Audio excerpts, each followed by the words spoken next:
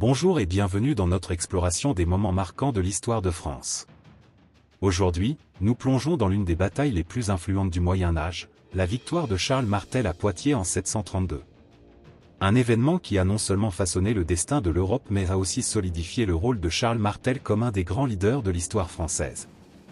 L'Europe du 8e siècle est un continent en pleine mutation. Les royaumes chrétiens sont fragmentés et vulnérables, tandis que les forces musulmanes, après avoir conquis la péninsule ibérique en moins d'une décennie, regardent vers le nord.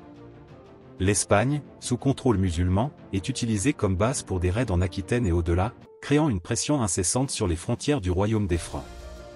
En 732, la menace d'une invasion musulmane grandit.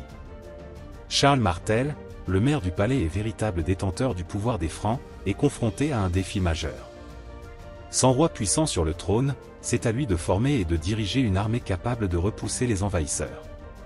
Son armée est un mélange de guerriers aguerris et de volontaires, prêts à défendre leurs terres pour des raisons tant pécuniaires que spirituelles.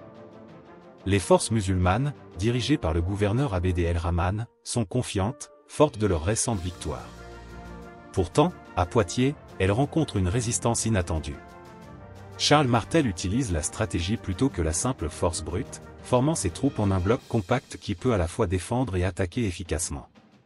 Le combat, brutal et indécis pendant plusieurs jours, se termine par une victoire franque décisive lorsque Charles réussit à tuer Abd el-Rahman, désorganisant complètement les rangs musulmans. Cette victoire a des implications profondes. Sur le plan politique, Charles Martel consolide son pouvoir, se posant comme le protecteur de la chrétienté en Europe. La bataille est parfois exagérément glorifiée comme un choc de civilisation, mais son impact immédiat est indéniable. Elle arrête temporairement l'avance musulmane en Europe et donne le temps nécessaire à l'Europe chrétienne de se renforcer. Merci d'avoir écouté ce récit de la victoire de Charles Martel à Poitiers.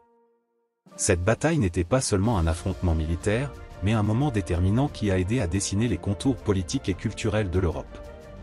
Pour d'autres explorations captivantes de l'histoire de France, n'oubliez pas de vous abonner à notre chaîne. À bientôt pour un nouveau voyage dans le passé.